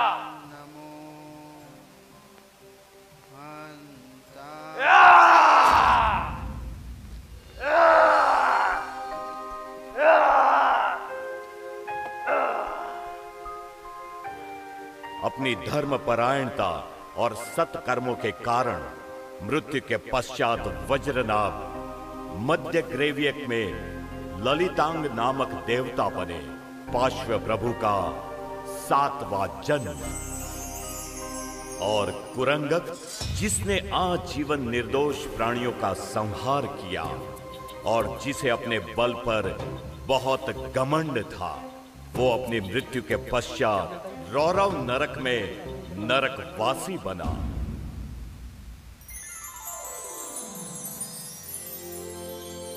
इस जम्बू द्वीप में एक विशाल नगरी हुआ करती थी, जिसका नाम था पुराणपुर। इंद्र के समान राजा उस नगरी पर राज किया करते थे। राजा कुलिशबाहु। जितने पराक्रमी राजा कुलिशबाहु थे, उतनी ही गुणवान उनकी रानी थी, रानी सुदर्शना। देवलोक में देव संबंधित आयुष्य पूर्ण कर वज्रनाभ का जीव सुदर्शना के गर्भ में अवतरित हुआ। उस रात्रि रानी ने 14 स्वप्न देखे। चक्रवर्ती के जन्म को सूचित करते हुए स्वप्न, और उसके कुछ माह बाद रानी ने एक अलौकिक पुत्र को जन्म दिया। कुलिशबाहु ने अपने उस पुत्र का नाम रखा सुवर्ण बाहु, पार्श्व प्रभु का 8वां जन्म। अपने पूर्व जन्मों के संस्कारों के कारण आगे चलकर सुवर्ण बाहु सभी कलाओं और विद्याओं में श्रेष्ठ सिद्ध हुए।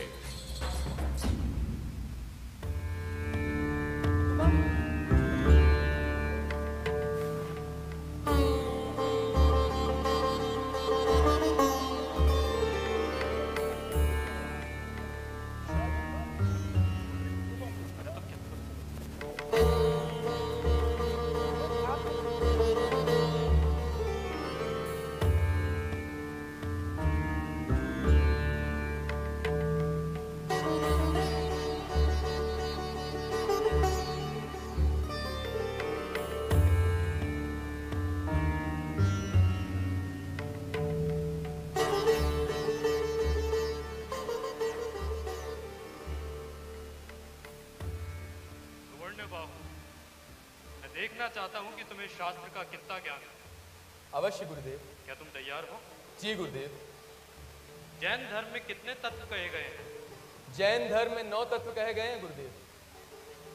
कषाय क्या होता है? कषाय 4 प्रकार के होते हैं गुरुदेव। मान, माया, क्रोध, लोभ। कर्मों की निर्जरा कैसे होती है? विषम से विषम परिस्थिति में भी जब मनुष्य राग या द्वेष न करके शांति भाव से अपनी परिस्थिति को स्वीकार कर लेता है, तब कर्मों की निर्जरा होती है गुरुदेव। या शांति भाव से की गई तपश्चर्या से भी कर्मों की निर्जरा होती है। अति उत्तम, अति उत्तम। तुम शास्त्र में निपुण हो, किंतु अब तुम्हारी शक्ति की परीक्षा है।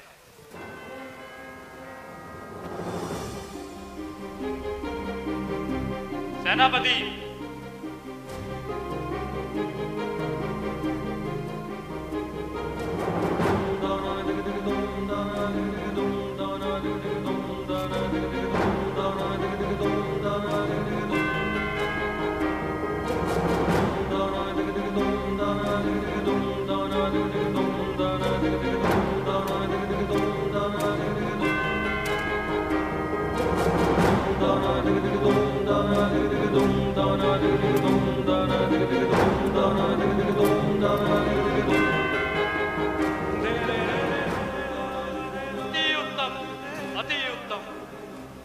शास्त्र और शस्त्र दोनों में निपुण हो।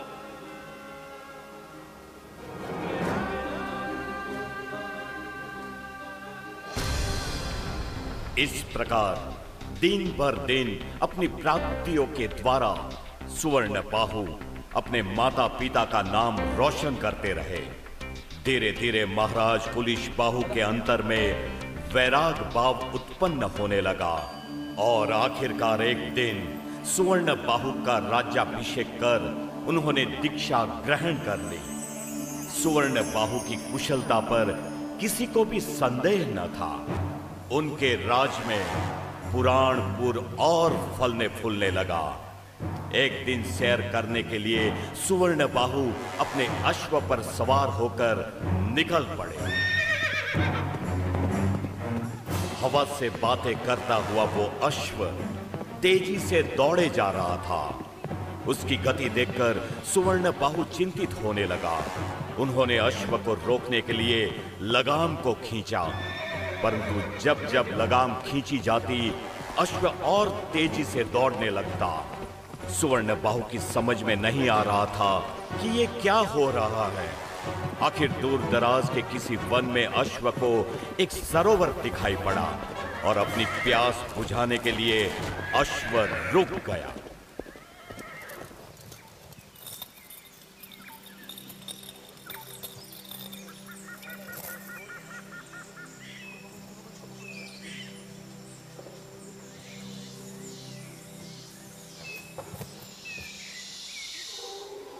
शुक्र है आखिरकार यश रुका तो सही, परंतु ये मैं कहां आ गया हूं? ये तो कोई घना जंगल मालूम पड़ता है। न जाने अब राजमहल पहुंचने के लिए मुझे कितना भटकना पड़ेगा। कोई व्यक्ति दिख जाए तो उससे रास्ता पूछूं।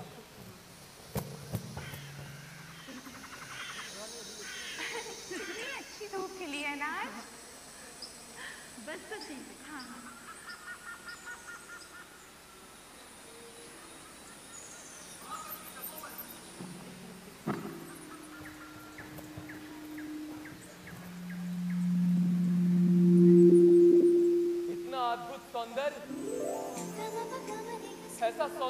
किसी अप्सरा या राजपत्नी के पास भी ना होगा।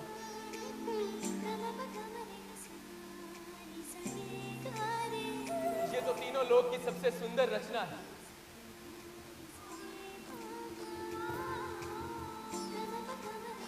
न सिर्फ इनका रूप अनुपम है, चाल भी राजसी है,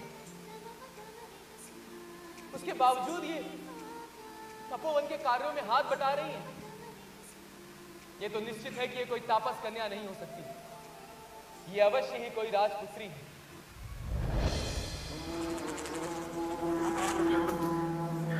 बचाइए, कोई हमें इस ब्रह्मा राक्षस से बचाए।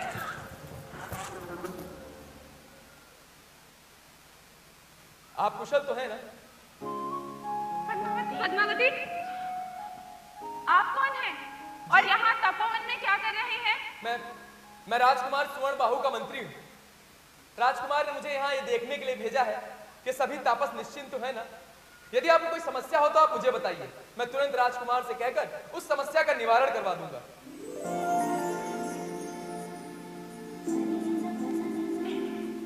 मंत्री जी, आप क्यों चिंता करते हैं? जिस राज्य की बागडोर राजा स्वर्ण बाहु जैसे पराक्रमी राजकुमार के हाथों में हो, वहाँ किस बात की समस्या? आप उनसे कह दीजिए सारे तपस्वी निश्चिंत हैं और बिना किसी विघ्न के अपना तप कर रहे हैं। पद्मावती जी, जरा आंगन साफ करने में हमारी सहायता कर दो। जी अभी आए। चलो जाओ।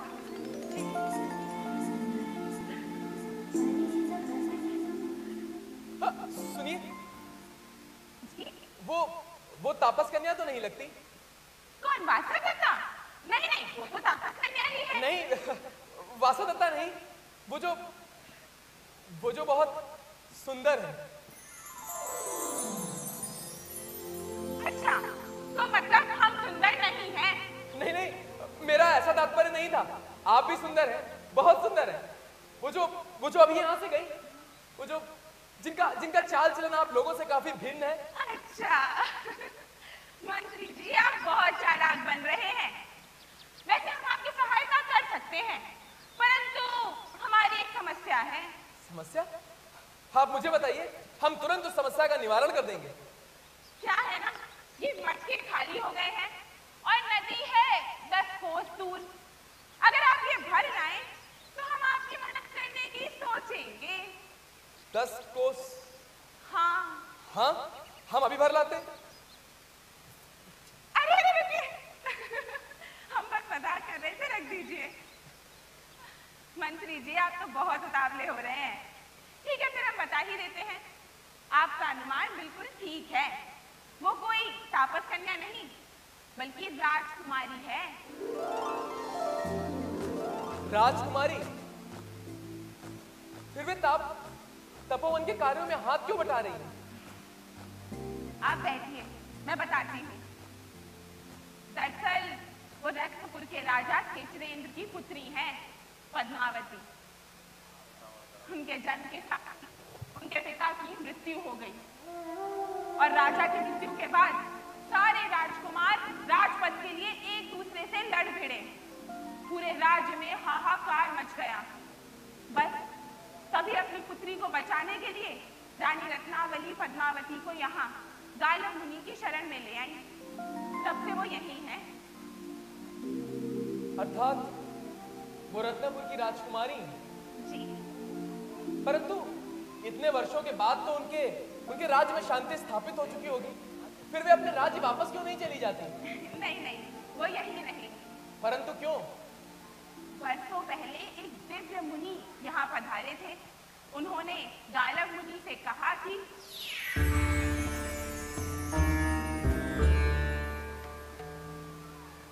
हे महामुनि, आप तो सर्वज्ञानी हैं। कृपा करके मुझे ये बताइए कि पद्मावती का विवाह किससे होगा?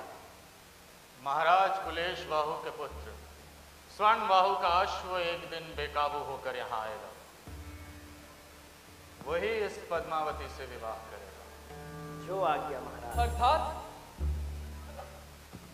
मेरा यहाँ आना संयोग नहीं था, ये तो विधि का विधान है। सुनिए, क्या मैं गालब मुनि से मिल सकता हूँ? अवश्य, परंतु आपको थोड़ी प्रतीक्षा करनी होगी। दरअसल आज पूर्वोक्त महामुनि यहाँ से अपना विहार आरंभ कर रहे हैं और गालब मुनि उन्हें ही नमन करने गए हैं, परंतु वो आते ही होंगे। आप विश्राम कीजिए। मुनि जी आ गए। प्रणाम मुनिवर। मुनिवर, मुनिवर, क्या ये बात सत्य है कि राजकुमारी पद्मावती का विवाह राजकुमार सुवर्ण बाहु से होगा? जी बिल्कुल, ये एक दिव्य मुनि की भविष्यवाणी है। मुनिवर, हम ही राजकुमार सुवर्ण बाहु हैं। परंतु आपने तो अभी कहा कि आप उनके मंत्री हैं। मुनिवर, आप चाहें तो मेरी परीक्षा ले लीजिए। इसकी कोई जरूरत नहीं है राजकुमार। हम जानते हैं कि आप ही राजकुमार सुवर्ण बाहु है। बालिके, कृपा करके पद्मावती को ले आइए और वासव दत्ता से कहिए कि विवाह की तैयारी शुरू की जाए।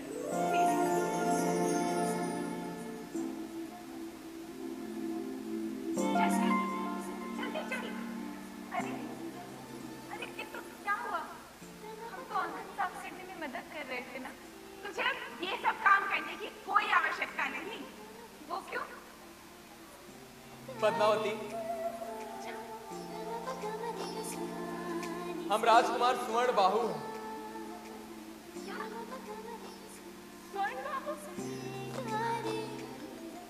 पद्मावती, क्या आप हमसे विवाह करेंगी?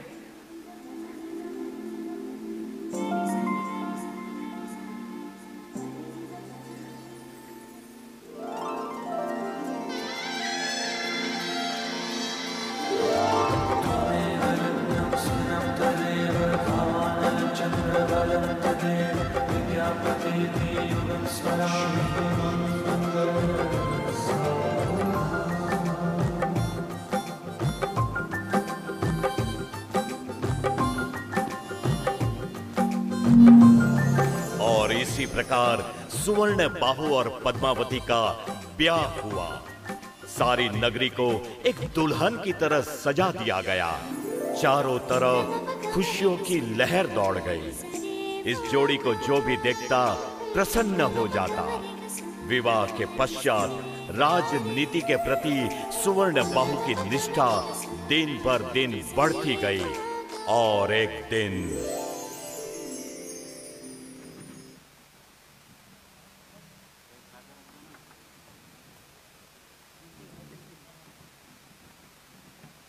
महाराज,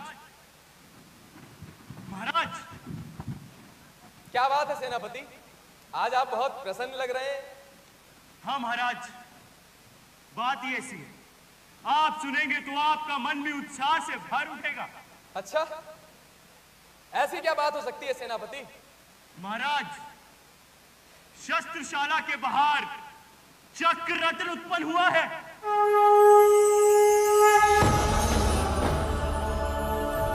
अर्थात? हाँ महाराज, अब आप चक्रवर्ती राजा का पद प्राप्त करेंगे। सत्य सेनापति? हाँ महाराज, 6 खंडों पर विजय प्राप्त कर अब आप चक्रवर्ती राजा का पद प्राप्त करेंगे। सेनापति, न जाने कितने वर्षों से मैं इसी क्षण की प्रतीक्षा कर रहा था। आखिरकार मेरी मेहनत और मेरी निष्ठा रंग लाई। सेनापति, युद्ध की तैयारियां आरंभ की जाएं। जो आज्ञा महाराज।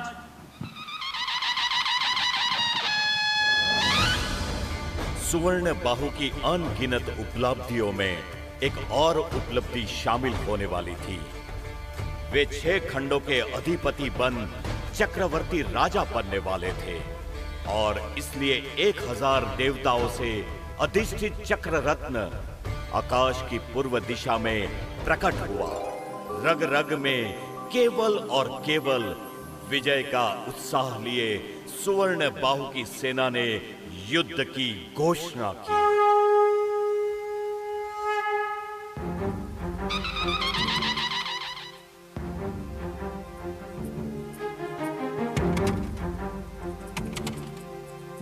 प्रणाम राजन।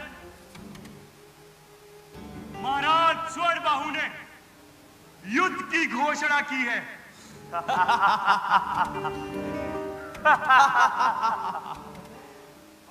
सुना था स्वर्ण बाहु बहुत ही विद्वान राजा हैं, किंतु इस युद्ध की घोषणा करके उन्होंने ये साबित कर दिया कि वो केवल बुद्धिहीन है, बुद्धिहीन। हमें युद्ध के लिए ललकारना मतलब मृत्यु को आमंत्रण देने जैसा है। कोई कल्पना भी ना कर सके उतनी भयानक मृत्यु देंगे हम उसे।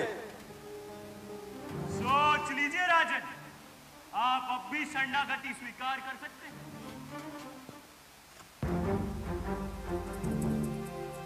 हमारी तलवार देख रहे हैं आप? पता नहीं कितने ही अहंकारी राजाओं का मस्तक धड़ से अलग किया है इसने। अब एक और सही, हमें शरणागति स्वीकार नहीं, हम युद्ध लड़ेंगे, युद्ध युद्ध हम युद्ध लड़ेंगे।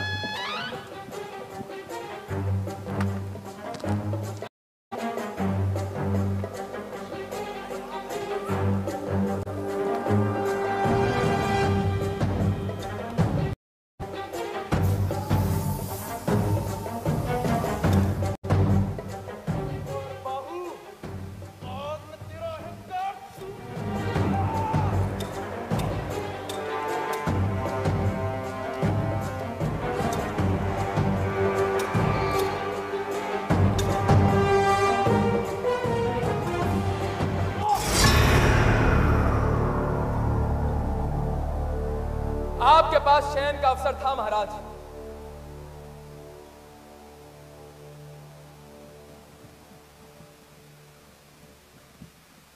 चक्रवर्ती महाराज, स्वर्ण भाव को मेरा प्रणाम।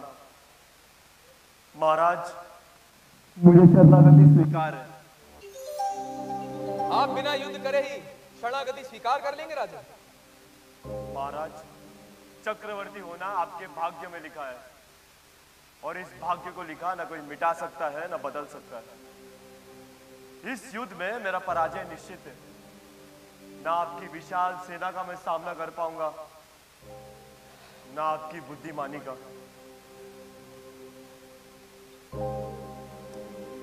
ये राजा,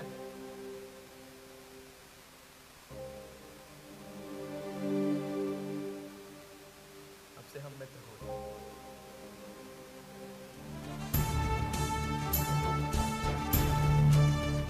इस प्रकार राजा सुवर्ण बाहु चक्रवर्ती राजा बने। हर तरफ उनकी जय जयकार होने लगी। कोई उनके बल की प्रशंसा करता तो कोई उनकी बुद्धि की। उनके प्रताप से कोई भी वंचित ना रह सका। आगे चलकर उन्होंने वो 14 रत्न भी प्राप्त किए जो केवल एक चक्रवर्ती राजा ही प्राप्त कर सकता है। एक दिन उन्हें पता चला कि जगन्नाथ तीर्थंकर उनकी नगरी में पधारे हैं। वो तुरंत उन्हें वंदन करने के लिए उनकी शरण में जा पहुंचे, किंतु तीर्थंकर देव की देशना सुनने के पश्चात जब वे अपने राजमहल में लौटे, तब एक ही विचार उन्हें बार बार सता रहा था।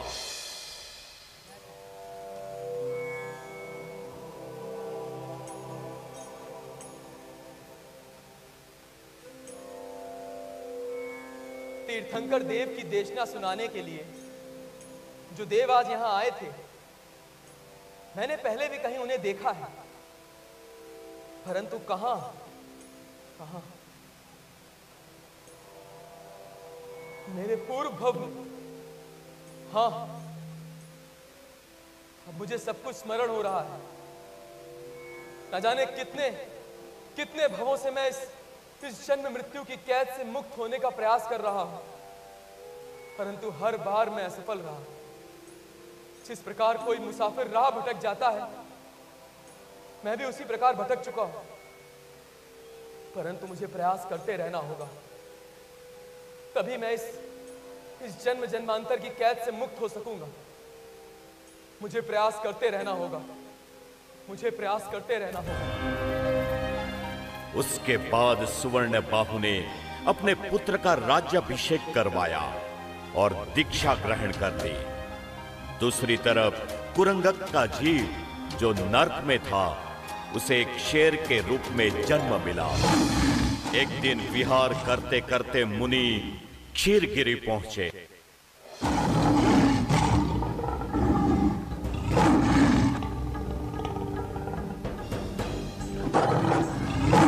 इस मुनि को देखते ही मैं घृणा का अनुभव कर रहा हूं। क्रोध के मारे मेरा रक्त मानो उबल रहा है। इसके तो मैं जब तक चीर फाड़ के टुकड़े टुकड़े नहीं कर देता, तब तक मुझे चैन नहीं मिलेगा।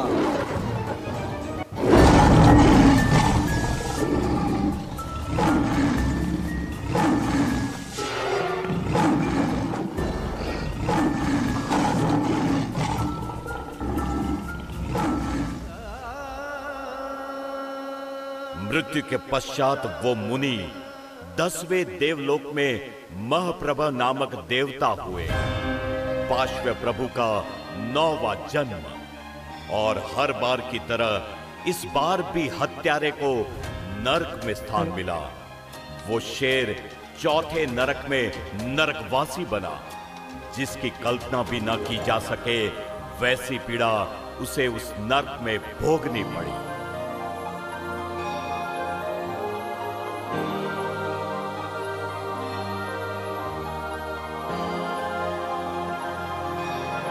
प्रणाम। यहाँ तक 9 भाव समाप्त हो रहे हैं। 10वें भाव के 5 कल्याण कल से शुरू होंगे। सबसे पहले शुरू होगा कल च्यवन कल्याण, दूसरे दिन देवलोक जन्मोत्सव, तीसरे दिन पृथ्वी जन्मोत्सव, चौथे दिन दीक्षा और चौथे दिन शादी और राज्याभिषेक और 5वें दिन दीक्षा। 1 मिनट आप लोग सबका और लूँगी, सिर्फ 1 मिनट। जितने भी पार्टिसिपेंट ने यहाँ पे परफॉर्म किया, सिर्फ एक बार उनका इंट्रोडक्शन हो जाए, उनके लिए जोरदार तालियां हो जाए। साहेबजी जे पण क्षति थई हशे ચોક્કસ સુધારવાની કોશિશ કરશું। Thank you so much Mahabodhi Maharaj સાહેબ, અક્ષયબોધિ મહારાજ સાહેબ, અહીંયાના ટ્રસ્ટીગણો અને ખાસ કરીને યુવક મંડળ ખરેખર ખૂબ જ સપોર્ટ કર્યો અમને। ધ્રુવ જલ્દી આવી જાને। સો ફટાફટ ઇન્ટ્રોડક્શન આપી દઈશ। મારા 2 એડીઝ હતા આ આખું ટીમને તૈયાર કરવા માટે, ધ્રુવ ઠક્કર અને જય દવે। પછી અહીંયાના કલ્યાણકો માટે મારા બીજા 2 એડીઝ છે, ચિરાગ અને અખિલેશ। મારું પ્રોડક્શન સંભાળવા માટે 2 જણ આવ્યા છે, ધાર્મિક અને ભૂમિ। આપણા લાઇટ્સ પર હતા શિવાજીભાઈ,